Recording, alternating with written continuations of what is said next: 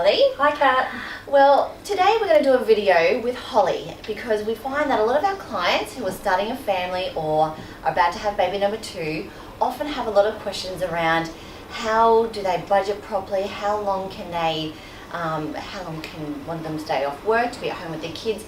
So given Holly is about to have baby number 2, I thought what better way than to ask Holly about what she's done and how her and husband Chris have decided to determine how long you're going to have off work and manage their cash flow. So Holly, I remember with Clara, who's nearly 2. She's 2.5 now. 2.5. You were a little bit worried to start with about how you're going to go from 2 incomes to 1. So how did you find that, and what did you do? So one thing that was really good was as soon as I found out I was pregnant first time round, we stopped using my income.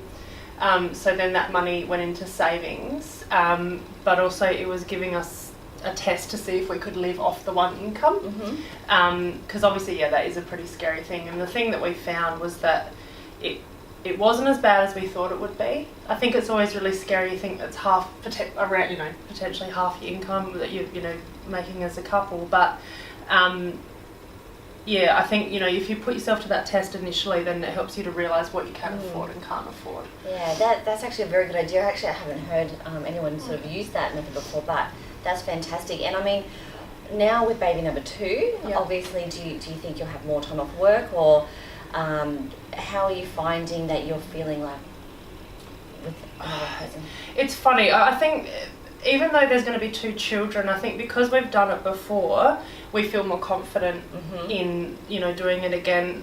I think the difference is, as well, as obviously since I've had Clara, I didn't come back to work full time. So we've sort of tested even more so if we can afford it, we can. I think we've found kids aren't as expensive as we thought they would be. They can be if you want them to be, but it's at the end of the day, it doesn't have to be too much.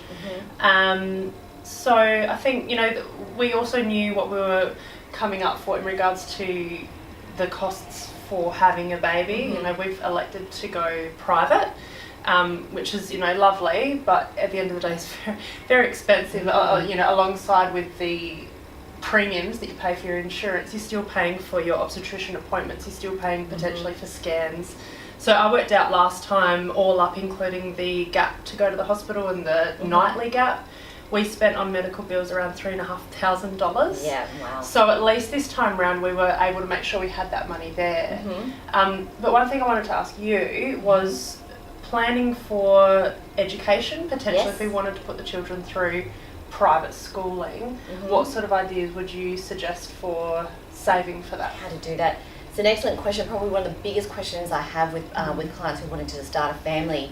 And the question is, so do you want your kids to go to private school from primary school, or do you want kids to go to private school from secondary?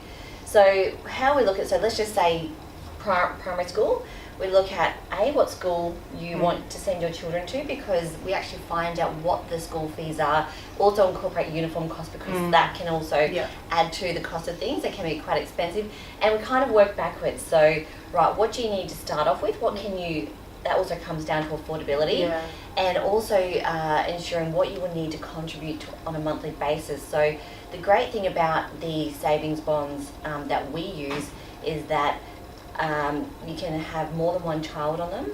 You can have them specific for education, so that when you go to take money out to pay for the school fees, you don't pay any tax on that. And also, because they are a longer sort of term investment, after 10 years, if you decide to pull the money out entirely, there's no tax on any of the income or the profit that are made. So really it's about primary, secondary. I was going to say, so you would say that would be potentially better than doing just your standard high interest savings account? I would say so. Because of that interest tax sort of situation. Exactly, I would say so, because interest rates are generally a little bit better than what you're getting paid in the bank account.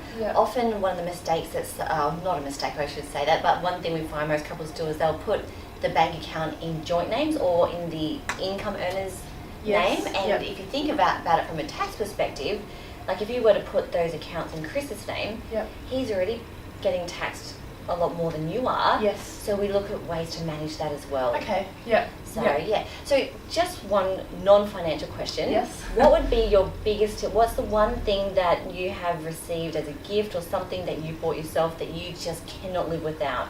For a baby. For a baby. It's a bit funny, but probably the best thing was actually a gift that I received from work last time. That was this mat. Yep. It sits on the floor and it's horrible.